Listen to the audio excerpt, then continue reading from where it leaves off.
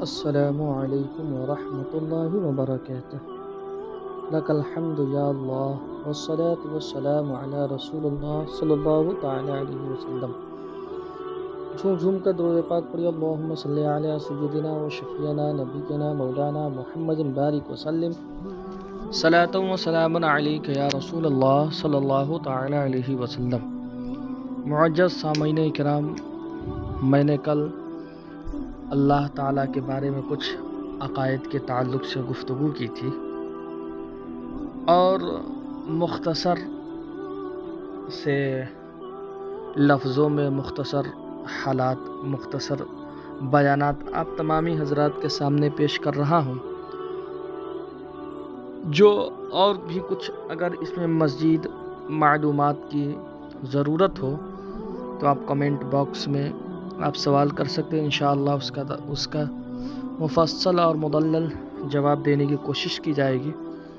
آج ہم اور آپ اللہ کے مخلوقات میں جیسے انسان، جانور، چرند پرند، اسی طرح سے فرشتے بھی اللہ کی مخلوق میں شمار ہوتے ہیں۔ یعنی اللہ تعالیٰ نے ہی فرشتوں کو پیدا کیا ہے، اور اللہ تعالیٰ نے فرشتوں کو کن چیزوں سے پیدا کیا ہے، ان کا کیا کام ہے، وہ کیا کرتے ہیں، وہ کتنے ہیں، وہ کہاں ہیں، کیسے ہیں، ان سب کے بارے میں مصنف علیہ الرحمٰ نے اس کتاب میں درج کیا ہے۔ تو کہتے ہیں کہ فرشتے کیا چیز ہیں، تو بتاتے ہیں کہ فرشتے انسان کی طرح ایک مخلوق ہے۔ جیسے انسان مخلوق ہے، جانور مخلوق ہے، چرند مخلوق ہے، پرند مخلوق ہے، یعنی جتنی چیزیں ہیں سب ایک مخلوق ہیں۔ تو اللہ تعالیٰ نے اسی طرح سے فرشتوں کو بھی ایک مخلوق بنایا ہے، لیکن وہ نور سے پیدا کیے گئے ہیں۔ انسان کس چیز سے پیدا کیا گیا ہے؟ مٹی سے۔ اسی طرح سے جنات جو ہوتے ہیں وہ آگ سے پیدا کیے گئے ہیں۔ اسی طرح سے یہ جو فرشتے ہوتے ہیں وہ نور سے پیدا کیے گئے ہیں، اور نہ وہ مرد ہیں نہ عورت ہیں، نہ کچھ کھاتے ہیں نہ کچھ پیتے ہیں۔ جتنے کام خدائے تعالیٰ نے ان کے سپرد کیا، یعنی ان کے ذمے لگایا ہے کہ تمہیں یہ کام کرنا ہے، تمہیں یہ کام کرنا ہے، بس وہ فرشتے اسی میں لگے رہتے ہیں۔ کچھ فرشتے بندوں کا اچھا اور برا عمل لکھنے پر مقرر ہیں، جن کو کرامن و کاتبین کہا جاتا ہے۔ کرامن کاتبین ہر انسان کے ساتھ موجود ہیں، اور ہر انسان کے کندھے پر وہ رہتے ہیں، دائیں کندھے پر کرامن اور بائیں کندھے پر کاتبین۔ کرامن کا کام ہے لوگوں کی اچھائیاں لکھنا، جو اچھے کام کریں گے، مثلا نماز پڑھنا، روزہ رکھنا، زکوٰۃ ادا کرنا، اور دیگر بھی جتنی اچھے کاموں کو آپ کریں گے انہیں یہ کرامن لکھیں گے۔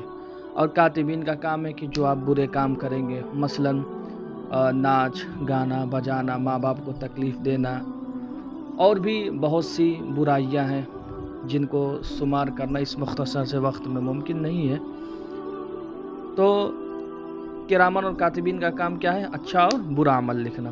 اور کچھ فرشتے جو ہیں وہ مردوں سے سوال و جواب کرنے پر مقرر ہے۔ حدیث شریف میں آتا ہے کہ جب دفن کرنے والے، جب اس کے عزیز و اقارب، مردے کے عزیز و اقارب جب قبرستان سے 40 قدم کی دوری جب طے کر لیتے ہیں تو یہ قبر میں فرشتے آتے ہیں۔ کون فرشتے آتے ہیں؟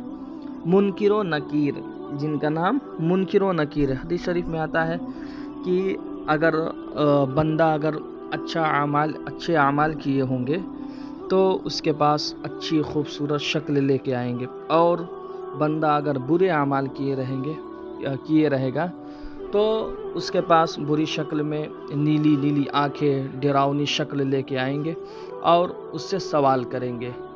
3 سوال ہے: تیرا رب کون ہے؟ تیرا دین کیا ہے؟ حضور علیہ السلام کے بارے میں تو کیا کہتا ہے؟ تو ایسے 3 سوال ہوں گے۔ تو جو صاحب ایمان ہوگا وہ تینوں سوالوں کے جواب دیتا ہوا نظر آئے گا، اور جو صاحب ایمان نہیں ہوگا وہ ان تینوں سوالات کے جواب نہ دے سکے گا، اور اس کے بعد فرشتے جو جواب دے دے گا اسے جنت کی وہیں سے جنت کی کھڑکیاں کھول دی جائیں گی، اور جنت کی ہوائیں، جنت کے لطفے وہیں سے وہ اٹھائے گا۔ اس کے بعد فرشتے جو با ایمان نہیں ہوں گے، جو مسلمان نہیں ہوں گے، ان کے لیے وہ سوال کا جواب نہیں دے پائیں گے، تو ان کے لیے حدیث شریف میں ہے کہ ان کے لیے دوزخ کا لباس پہنا دیا جائے گا، دوزخ کے بچھونے بچھا دیے جائیں گے، بہت سی باتیں ہیں، اور ان کو طرح طرح کے عذابات میں ملوث کیا جائے گا، کیونکہ وہ جیسا اعمال رہے گا اسی حساب سے ان کو عذاب دیا جائے گا۔ اور پھر آگے کہتے ہیں کہ کچھ فرشتے حضور علیہ السلام کے دربار میں مسلمانوں کے درود و سلام پہنچانے پر مقرر ہیں، یعنی ہم اور آپ جو درود و سلام پڑھتے ہیں حضور علیہ السلام کی بارگاہ میں، اللہ تعالیٰ نے کچھ فرشتوں کو صرف اور صرف اسی کے لیے مقرر کیا ہے کہ ہمارے درود و سلام کو حضور علیہ السلام کے بارگاہ میں یہ فرشتے پہنچائے۔ ان کے علاوہ اور بھی بہت سے کام ہیں جو فرشتے انجام دیتے رہتے ہیں۔ ان میں 4 فرشتے بہت مشہور ہیں، یعنی جتنے بھی ملائکہ ہیں ان کی تعداد بہت زیادہ ہے، ہمیں تو معلوم نہیں ہے، اللہ اور اللہ کے رسول بہتر جانتے ہیں۔ ان میں 4 فرشتے جو ہیں وہ بہت مشہور ہیں۔ اول حضرت جبرائیل علیہ السلام، علیہ السلام جو اللہ تعالیٰ کا احکام، اللہ تعالیٰ کے احکام پیغمبروں تک پہنچاتے تھے، ٹھیک ہے۔ احکام یہ حکم کی جمع ہے، احکام یعنی اللہ تعالیٰ کا حکم پیغمبروں تک پہنچاتے تھے۔ دوسرے حضرت اسرافیل علیہ السلام جو قیامت کے دن سور پھونکیں گے۔ سور کے بارے میں آیا ہے کہ وہ سور ایک سینگ کی شکل کی ہوگی، جس کی آواز بہت نرم ہوگی، بہت میٹھی ہوگی، اور دھیرے دھیرے اس کی آواز ڈراؤنی ہوتی جائے گی، یہاں تک کہ لوگوں کے کان پھٹ جائیں گے، پہاڑ ریزہ ہو جائے گا، روئے کی طرح اڑنے لگے گا، بہت سی باتیں ہیں، زمین پھٹ جائے گی، بہت سی باتیں ہیں۔ تیسرے حضرت میکائیل علیہ السلام جو پانی برسانے پر مقرر ہیں اور روزی پہنچانے پر مقرر ہیں۔ چوتھے حضرت اجرائیل علیہ السلام جو لوگوں کی جان نکالنے پر مقرر ہیں، ان کو ملک الموت بھی کہا جاتا ہے، حضرت اجرائیل علیہ السلام کو ملک الموت بھی کہا جاتا ہے۔ جو شخص یہ کہے کہ فرشتے کوئی چیز نہیں ہے، یا یہ کہے کہ فرشتے نیکی کی قوت کا نام ہے، تو وہ کافر ہے۔ وہ کافر کیوں ہو جائے گا؟ کیونکہ اس نے اللہ کی ایک مخلوق کا انکار کیا ہے۔ اللہ تعالیٰ نے فرشتوں کو پیدا کیا ہے، تو اس نے اللہ کی ایک مخلوق کا ہی انکار کر دیا، اس لیے وہ کافر ہو جائے گا۔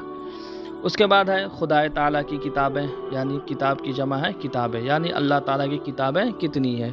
تو خدا تعالیٰ کی کتابیں کتنی ہیں؟ خدا تعالیٰ کی چھوٹی بڑی بہت سی کتابیں نازل ہوئی، یعنی آسمانی کتابیں، جیسے قرآن، توریت، زبور، انجیل، یہ 4 کتابیں مشہور ہیں، ہم اور آپ صرف اتنا ہی جانتے ہیں، لیکن بہت ساری کتابیں ہیں۔ خدا تعالیٰ کی چھوٹی بڑی بہت ساری کتابیں نازل ہوئی۔ بڑی کتاب کو کتاب اور چھوٹی کتاب کو صحیفہ کہتے ہیں، یعنی بڑی کتاب کو کتاب اور چھوٹی کتاب کو صحیفہ کہتے ہیں۔ ان میں 4 کتابیں بہت مشہور ہیں۔ اول توریت جو حضرت موسیٰ علیہ السلام پر نازل ہوئی، دوسری زبور جو حضرت داؤد علیہ السلام پر نازل ہوئی، اور تیسری انجیل جو حضرت عیسیٰ علیہ السلام پر نازل ہوئی، اور چوتھے قرآن مجید جو ہمارے نبی اکرم صلی اللہ علیہ وسلم پر نازل ہوئی۔ یعنی آسمانی کتابیں بہت ساری ہیں، ٹھیک ہے، جن کی تعداد ہمیں نہیں معلوم ہے، اللہ اور اللہ کے رسول بہتر جانتے ہیں، لیکن ان میں 4 کتابیں بہت مشہور ہیں۔